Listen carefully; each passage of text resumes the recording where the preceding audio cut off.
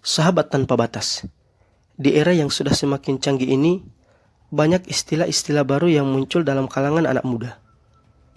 Karena untuk mencari informasi, sangatlah mudah untuk diakses dalam dewasa ini.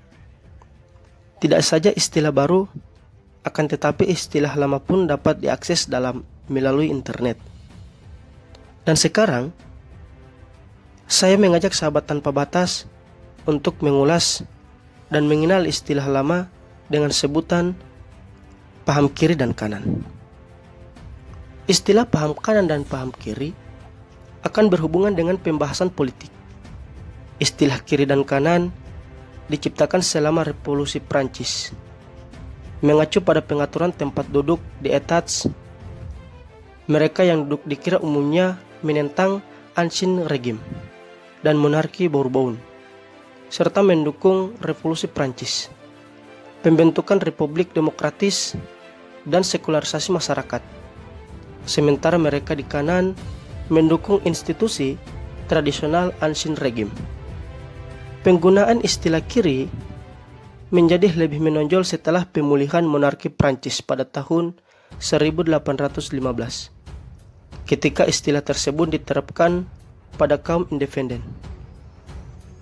Kata saya pertama kali ditambahkan ke dalam istilah kiri dan kanan pada akhir abad ke-19, biasanya dengan maksud merendahkan, dan istilah sayap kiri diterapkan pada mereka yang memiliki pandangan agama dan politik yang tidak lazim.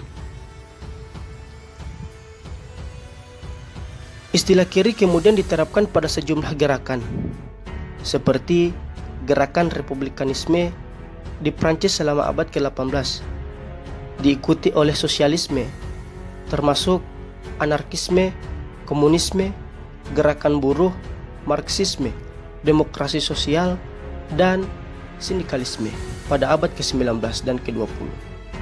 Sejak itu, istilah sayap kiri telah diterapkan pada berbagai gerakan, termasuk gerakan hak-hak sipil, gerakan feminis, gerakan hak-hak LGBT, gerakan hak aborsi, multikulturalisme, gerakan anti perang, dan gerakan lingkungan hidup, serta beragam ideologi partai politik. Pada kenyataannya, seseorang atau suatu kelompok dapat saja memiliki posisi sayap kiri dalam suatu hal dan sayap kanan dalam hal lain. Seringkali, paham kanan dihubungkan kepada orang-orang yang punya pemahaman konservatif, orang yang mau mempertahankan keyakinan tradisional. Sayap kanan diasosiasikan dengan ide-ide seperti hierarki, keteraturan, kewajiban, tradisi, nasionalisme, dan mematuhi pihak berwenang. Sedangkan paham kiri biasanya dihubungkan dengan orang-orang yang punya pemahaman liberalisme, orang yang ingin mendobrak sistem yang ada dan berpikir bahwa kebebasan berpendapat adalah segalanya.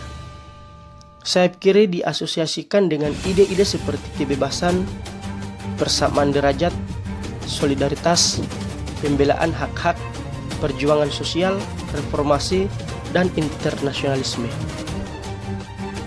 Wah, bakalan berat nih bahas politik.